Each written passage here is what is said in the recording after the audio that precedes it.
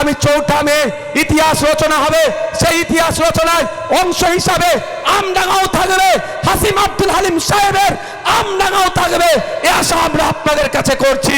অর্থাৎ 29 April EVM মেশিনের কত নম্বর 8 নম্বর বোতাম টিপে বিশ্বজিৎ মাইতিটাকে আপনারা বিপুল ভোটে জয়যুক্ত করবেন, এই আশা করতে পারি তো নাকি আপনাদের কাছে? একটু হাতটা তুলবেন, হাতটা তুলবেন, এ আশা করতে পারি তো নাকি? এ আশা করতে পারি তো নাকি? এর জবাব আমরা দেবো এই চৌঠা মেয়ের পরে। কেমন ভাবে জবাব দেব? এই তৃণমূলের আমলে দেবদেবীর সম্পত্তিকে তৃণমূল ছাড়েনি, মন্দিরের নামে দেবদেবীর নামে দেবত্ব সম্পত্তিকেও লুটতে এই তৃণমূলরা ছাড়েনি। ঠিক যেভাবে মাদ্রাসা, মসজিদ, ঈদগাহ, কবরস্থান তথা ওয়াকফ সম্পত্তি তৃণমূল লুটেছে, এই সরকারের আমলে দেবদেবী সম্পত্তিও লুটেছে। তাই মানুষদের বলবো, ধর্ম, জন্ম, বর্ণ নির্বিশেষে ঐক্যবদ্ধ হন, আমাদের হাতকে শক্ত করুন, 148-এর ম্যাজিক ফিগারে আমাদের পৌঁছার আমরা দায়িত্ব নিয়ে বলছি। ক্ষমতায় আসলে ওয়াকফ সম্পত্তি উদ্ধার করে যেমন ওয়াকফ বোর্ডকে বুঝিয়ে দেবো, একইভাবে মন্দিরের সম্পত্তি, দেবদেবীর সম্পত্তি, এই লুটেরারা যেটা চুরি করেছে সেটাকে ফিরিয়ে নিয়ে এসে মন্দিরের নামে, দেবদেবীর নামে আমরা ফিরিয়ে দেব। কিন্তু সুযোগটা তো দিতে হবে। আপনারা আশা করছেন কাটমানি মুক্ত সমাজ ব্যবস্থা, তাই না? আপনারা আশা করছেন দত্তপুকুরের মানুষ দত্তপুকুরে ট্রিটমেন্ট নিক, খুব বেশি হলে বারাসাত মেডিকেল কলেজে গিয়ে ট্রিটমেন্ট নিক। আপনারা আশা করছেন যে পুরাতন রুট বা বাস রুট ছিল সেটা নতুন করে চালাতে হবে। আপনারা আশা করছেন আম খাবো, আর লাগাচ্ছেন গাছটা জাম, আম কি আর পাবেন? আপনারা আশা করছেন দুর্নীতিমুক্ত সমাজ ব্যবস্থা ডেভেলপমেন্ট করব, আর যাদেরকে ভোটটা দিচ্ছেন দুর্নীতিগ্রস্ত যারা, তারা শুধু নিজের ছাড়া সমাজের কথা একটু ভাবে না। তাই সময় এসেছে, যদি মনে করেন যে দৃষ্টান্ত তৈরি করতে হবে, তাহলে 2021 সালে যে ভুলটা করেছেন আর করবেন না। আপনাদের বলবো, বাইনারির শিকার হয়ে গিয়েছিলেন আপনারা অনেকেই, সেই আর শিকার হবেন না। এবারে যেটা দেখছি, আমি বাস্তব কথা বলছি, যারা তৃণমূলের অত্যাচারে জোড়া পদ্মফুলকে ভোট দিতে চাইছেন, আমি অনুরোধ করব, সে অত্যাচার বাড়বেই, ভোট ভাগাভাগি করবেন না। আপনারা মূল্যবান ভোট তৃণমূলের অত্যাচারের কারণে পদ্মফুলকে দিলে পদ্মফুল জব্দ করতে পারবে না তৃণমূলকে। সমস্ত ভোটটা বামেদের সমর্থন নিয়ে আইএসএফের মনোনীয় প্রার্থী ইভিএম মেশিনের 8 নম্বরে খাম চিহ্ন দিন বিশ্বজিৎ দাকে, তাহলে বিশ্বজিৎ দ্বারা বামপন্থীরা ওই তৃণমূল নামক যারা অত্যাচার করছে তাদেরকে জব্দ করতে পারবে। যদি বিজেপি তৃণমূলকে জব্দ করত, এতক্ষণ পুরো ক্যাবিনেটের অর্ধেকটা জেলের মধ্যে থাকতো।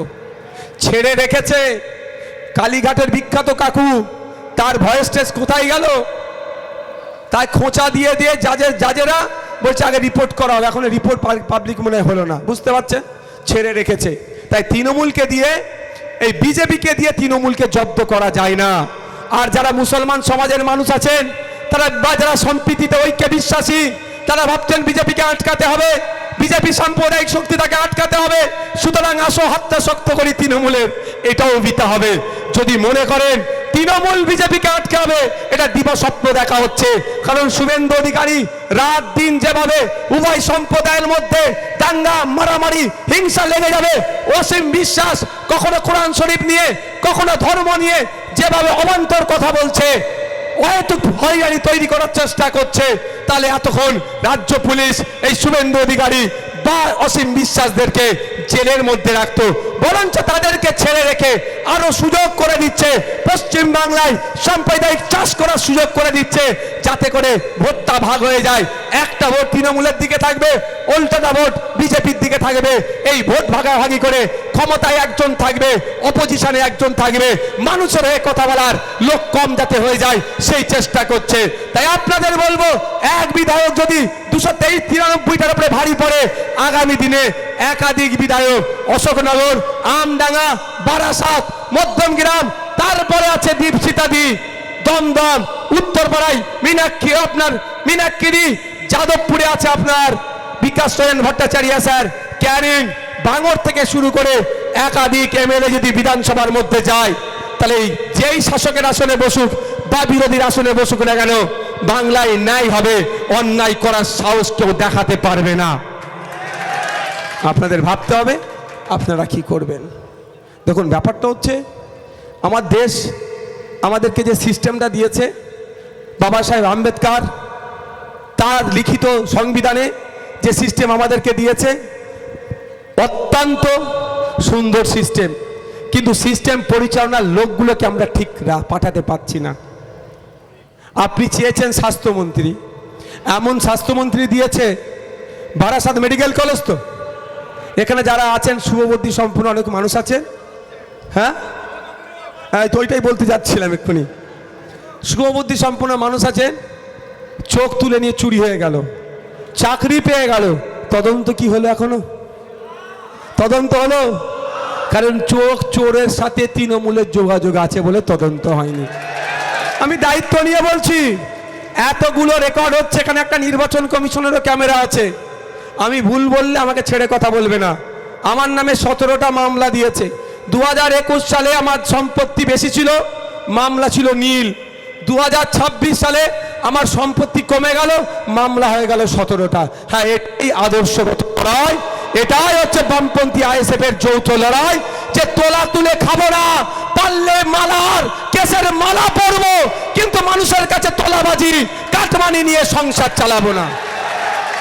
বন্ধুগণ, তাই আমাদের একটু ভাবতে হবে সিস্টেমে কাদেরকে পাঠাবো। আপনারা বলুন, মেডিকেল কলেজ থেকে রেফার করছে কি করছে না? বারাসাত মেডিকেল কলেজ থেকে রেফার করে কলকাতায় পাঠায় কি পাঠায় না? এটা বলুন না আপনারা। আমি ব্লক হসপিটালের কথা ছেড়ে দিলাম। আচ্ছা আপনারা বলুন, medical college means highest health institution, ওর থেকে বড় আর মনে হয় না।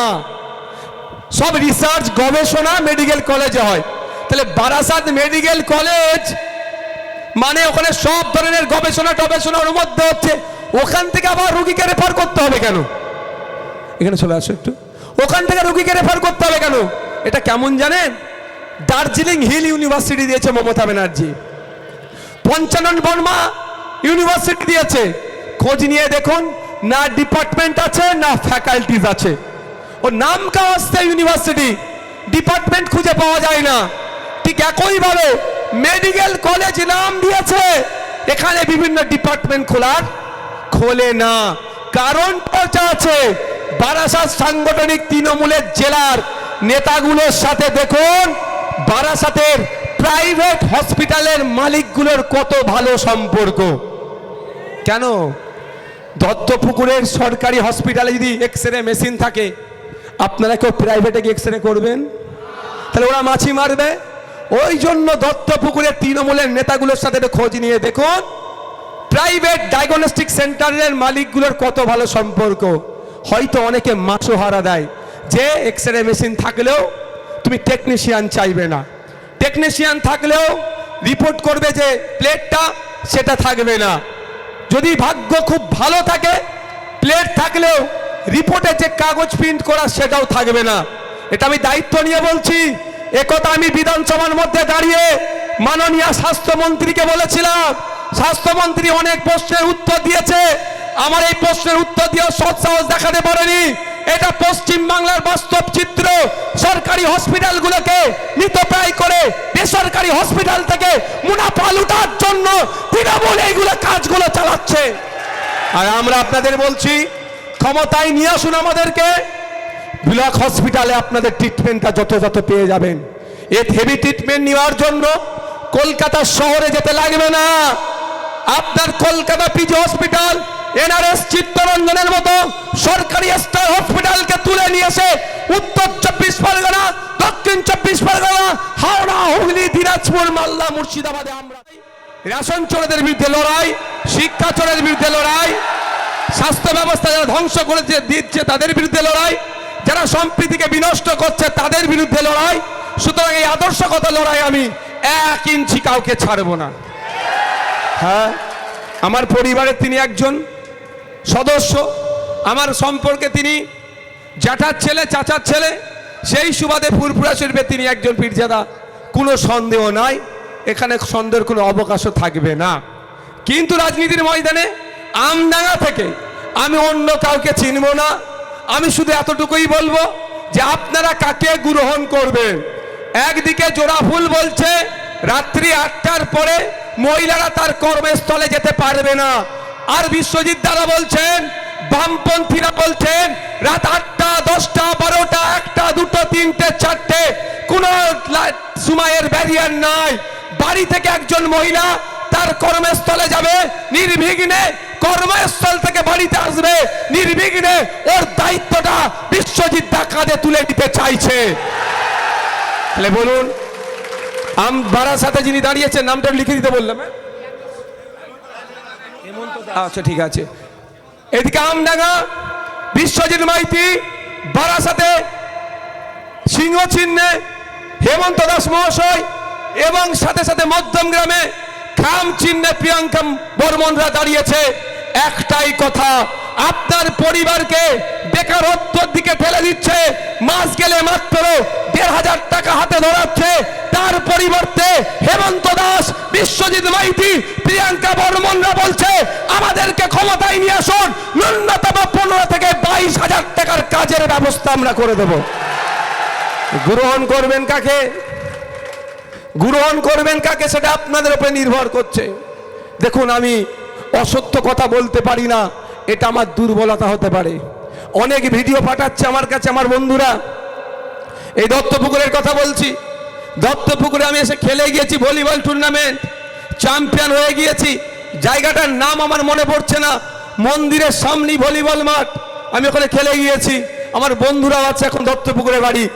তো সুতরাং সে কথা হিসাবে বলছি যে আমি কারো হয়ে সাফাই গাইতে আসেনি, আরো সত্য কথা বলবো না।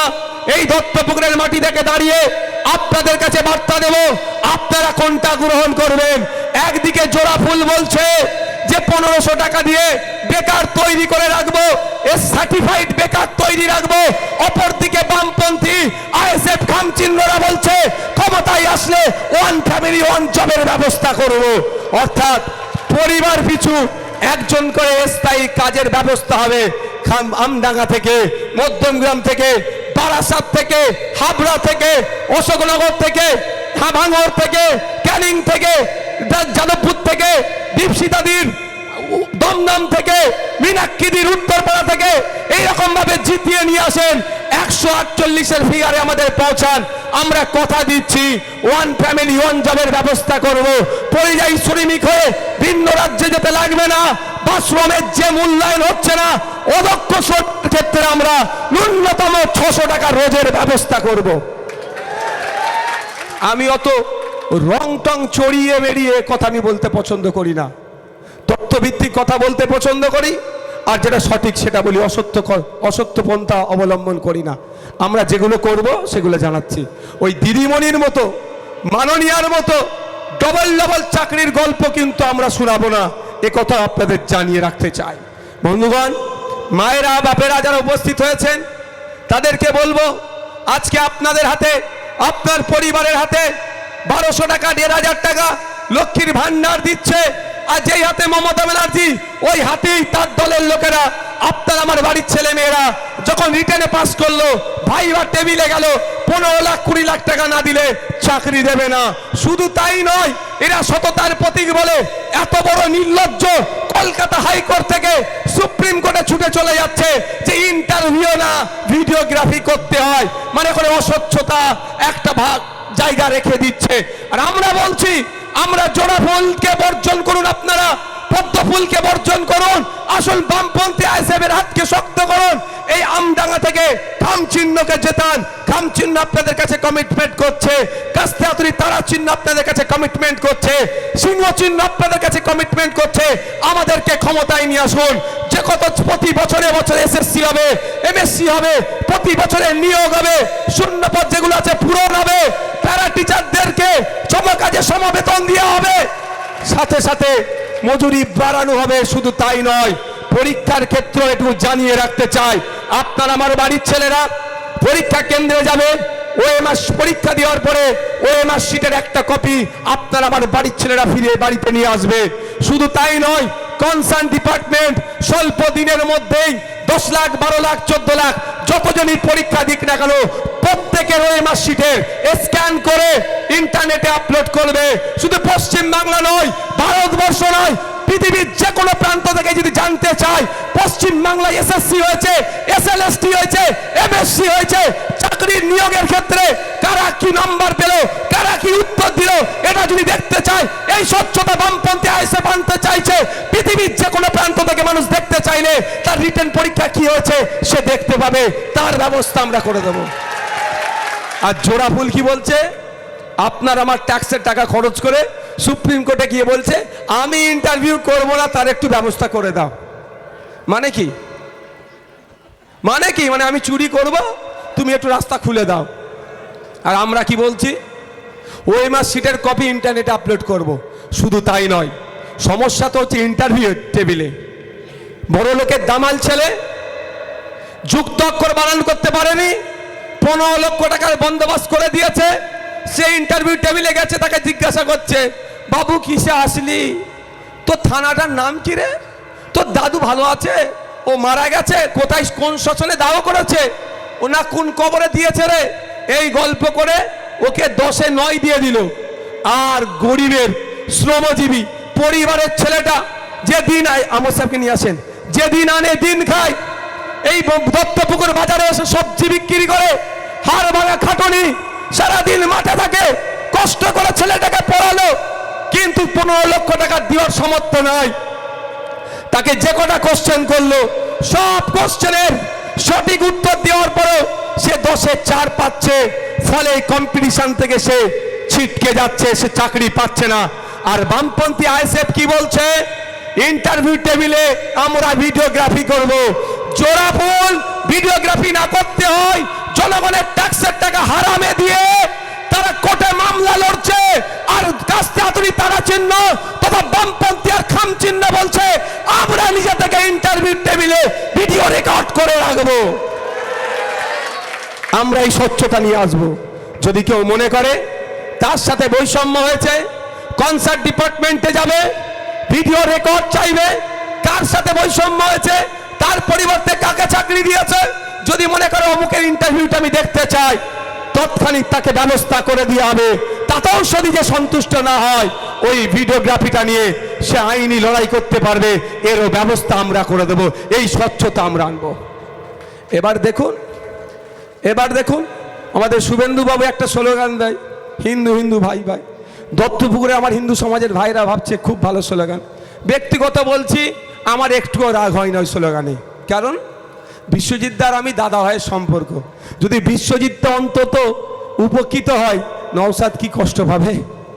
এখানে যারা মুসলিম সমাজের আছে মানুষ আছে, বলুন, যদি হিন্দু ভাই উপকৃত হয় আপনাদের কারো কষ্ট হবে?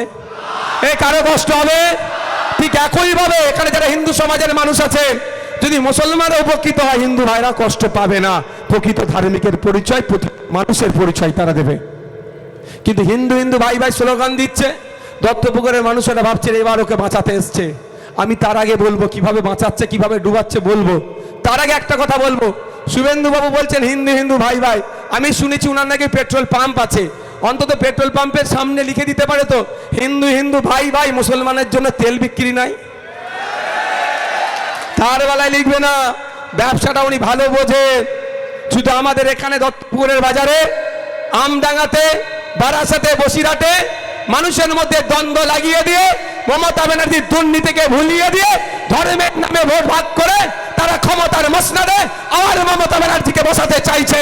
ক্ষমতার মসনদে মমতা ব্যানার্জিকে বসানোর অন্যতম কারিগর 2021-এ তার নাম হচ্ছে বিজেপি। আমি দায়িত্ব নিয়ে বলছি। তাই আপনাদের যারা আছেন একটু ভাববেন, আমার উপরে রাগ কেন মমতা ব্যানার্জি বিজেপির? এখন মোদি মমতা এক হয়ে গেছে। ভাঙড় বিধানসভায় বিজেপির যিনি প্রার্থী আর যিনি তৃণমূলের প্রার্থী দরজা দিয়ে দীর্ঘক্ষণ মিটিং করছিল, এক্সপোজ হয়ে গেছে, বলছে কি সৌজন্যতার খাতিরে গিয়েছিলাম। সৌজন্যতা দরজা দিয়ে হয়? বুঝতে পেরেছে? কেন আমার উপরে রাগ কি? আমার চোখের সামনে দলিতের অধিকার কেড়ে নিচ্ছে, আমার মাথায় টুপি, মুখে দাড়ি, আমার ব্যাকগ্রাউন্ড ফুরফুরা শরীফ পীর সাহেব বাড়ি, আমি চুপ করে থাকবো? আমার দ্বারাই হবে না ভাই। আমার চোখের সামনে আদিবাসীর অধিকার কেড়ে নিচ্ছে, আমি চুপ করে থাকতে পারবো না। কিন্তু হিন্দু হিন্দু ভাই ভাই স্লোগানের স্রষ্টা শুভেন্দু বাবু কেন মুখ খোলেনি? 22% সংরক্ষণ আছে এসসি ভাইদের জন্য, উচ্চ শিক্ষায় চাকরিতে 22% সংরক্ষণ এসসি ভাইদের জন্য, পশ্চিম বাংলায় এটা সরকার চলছে না, এটা সার্কাস চলছে। বলে দুধে পানি মিশায়, এই পশ্চিম বাংলা সরকার, এই জোড়া ফুলের সরকার পানিতে দুধ মিশিয়ে আমাদেরকে মূল পথে পরিচালনা করছে। একটু বোঝার চেষ্টা করুন। 22% দলিতদের জন্য সংরক্ষণ আছে উচ্চশিক্ষায়, চাকরিতে, খাতায় কলমে 22% সংরক্ষণ পেলেও আমরা কি দেখছি? প্রকৃত দলিত 22% সংরক্ষণ পাচ্ছে না। ফেক সার্টিফিকেট দিয়ে যে নন দলিত দলিতের কোটায় চাকরি করে নিচ্ছে, আর হিন্দু হিন্দু ভাই ভাইয়ের স্রষ্টা এর বিরুদ্ধে কথা বলে না। কিন্তু 2021 সালে সংযুক্ত মোর্চার একমাত্র বিধায়ক ভাঙড়ের বীর পুরুষেরা, বীরাঙ্গনারা সুরতের বিপক্ষে গিয়ে আমাকে বিধানসভার মধ্যে পাঠিয়েছে। আমি বিধানসভার মধ্যে দাঁড়িয়ে মন্ত্রী মহাশয়কে প্রশ্ন করেছি যে আপনারা বলুন, আজ পর্যন্ত কটা ফেক এসটি/এসসি সার্টিফিকেটধারীকে ধরেছেন, তাদের বিরুদ্ধে কি ব্যবস্থা গ্রহণ করেছেন? উত্তর দিতে পারেনি মন্ত্রী মহাশয়, মাথা হ্যাট করে নিয়েছে, তাই রাগ হয়েছে। এবার নওশাদকে আটকাতে হবে, বিধানসভার মধ্যে ঢুকতে দেওয়া যাবে না। কিন্তু ভাঙড়ের মানুষেরা ভোট দেওয়ার জন্য রেডি, রাজ্যের মানুষেরা দোয়া আশীর্বাদ করছে। এবারে ডবল মার্জিন নিয়ে আমি আবার খাম চিহ্নের পক্ষ থেকে বামেদের সহযোগিতায় বিধানসভার মধ্যে যাব। জানতে হবে আপনাদের 22% চাকরি পাওয়ার দরকার পিছিয়ে বর্গের হিন্দুদের জন্য, কারণ তাদেরকে মূল স্রোতে নিয়ে আসবে। খাতায় কলমে 22 জন চাকরি পাচ্ছে, কিন্তু প্রকৃত গরিব হিন্দুটা পাচ্ছে না। 6% আদিবাসীদের সংরক্ষণ আছে উচ্চশিক্ষায় এবং চাকরিতে। তার আগে একটা হাসির কথা শুনুন। পশ্চিমবাংলায় 80 লাখ আদিবাসী আছে, আর কত সার্টিফিকেট মার্কেটে ঘুরছে জানেন? 1.5 কোটি। আমি বললাম দুধে পানি মেশায়, পানিতে দুধ মিশাচ্ছে। 80 লাখ আদিবাসী আর 1.5 কোটি সার্টিফিকেট, মানে যেই টাকা দিয়েছে ঘাট হয়ে কালীঘাটে টাকাটা গেছে, সেই সার্টিফিকেটগুলো পেয়েছে। তো প্রকৃত 6% সংরক্ষণ পাওয়া দরকার আদিবাসীদের। খাতায় কলমে 6% আদিবাসী সংরক্ষণ পাচ্ছে, নন আদিবাসী আদিবাসী সেজে চাকরিটা পাচ্ছে। আর নওশাদ সিদ্দিকী চুপ থাকবে, এটা হতে পারে না। তাই বারবার এটা নিয়ে সোচ্চার হবে আওয়াজ আমার বিরুদ্ধে বিভিন্ন প্রোপাগান্ডা চালাচ্ছে, আমাদের বিরুদ্ধে চালাচ্ছে। তাই আপনাদের বলবো, জোড়া ফুল ফেক সার্টিফিকেট নিয়ে প্রকৃত দলিত আদিবাসীর অধিকার কেড়ে নিচ্ছে। পদ্ম ফুল চুপচাপ আছে, আর এদিকে বামপন্থীরা কাস্তে আতুরির তারা চিহ্ন, খাম চিহ্ন বলছে, সিংহ চিহ্ন বলছে। আগামী দিনে আপনারা আমাদেরকে ক্ষমতায় নিয়ে আসুন, 148-এর ম্যাজিক ফিগারে আমাদেরকে পৌঁছান। 6 মাস টাইম নেব, আমরা কমিশন বসাবো। রাজ্যে যত ফেক এসটি/এসসি সার্টিফিকেট আছে সেইগুলো খুঁজে বার করবো। সে শ্মশানে থাকুক আর কবরস্থানে থাকুক, খুঁজে বার করে সেইগুলোকে জ্বালিয়ে দিয়ে প্রকৃত আদিবাসীদের 22%, প্রকৃত দলিতদের 6%, যাতে উচ্চ শিক্ষায় চাকরিতে ব্যবস্থা করা যায় 100 পয়েন্ট রোস্টার মেনে, তার ব্যবস্থা আগামী 4 মের পরে যে সরকার গঠন হবে, বামপন্থী খাম চিহ্ন যে সরকার গঠন হবে, তারা কাঁধে তুলে নেবে। এবার নির্ভর করছে আপনাদের উপরে, যে কি নির্ভর করছে? বিশ্বজিৎ দা মনে হচ্ছে ওই প্রার্থীর থেকে একটু কম শরীরের কালারটা, না? এটা ঠিক বলেছি তো? এইসব কি সব মাখলে চকচক করে বলেন না গো, এইসবগুলো মেখে বার হবেন, বুঝতে পেরেছেন? হাইটটাও বেশি আছে, শুধু একটা জায়গায় কম, সেটা হচ্ছে তুলনামূলক এমনি ফর্সা ছেলে। যাক, আপনারা এবার ডিসাইড করুন, আপনারা ডিসাইড করুন। আর আপনার চুলটা একটু ছোট আছে,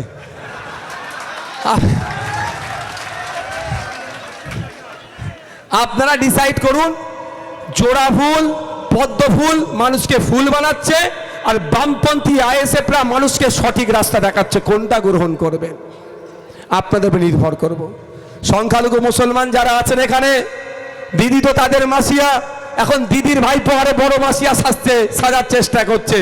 এখন দিদি ভাইপোর মধ্যেই কম্পিটিশন হয়ে গেছে, মুসলমানদেরকে সব থেকে বোকা কে বানাতে পারে, ক্যাপটিভ ভোট ব্যাংক হিসাবে করে রাখতে চাইছে। আপনারা জানেন রঙ্গনাথ মিশ্র কমিশন বলছে পিছিয়ে বর্গের মুসলমানদেরকে এগিয়ে নিয়ে যাওয়ার জন্য উচ্চ শিক্ষায় চাকরিতে 10% সংরক্ষণ দিতে হবে। একইভাবে মমতা ব্যানার্জি 10% সংরক্ষণ দিল, ওবিসি এ, ওবিসি বি খেটে ঘ করে দিয়ে এখন না উচ্চ শিক্ষায় না চাকরিতে পিছিয়ে বর্গের মুসলমানরা সুযোগ পাচ্ছে। কিন্তু 2010 সালে বামেদের তৈরি ওবিসি আজও পর্যন্ত কলকাতা হাইকোর্ট থেকে সুপ্রিম কোর্ট ট্রেন চালাবার সাহস পেল না।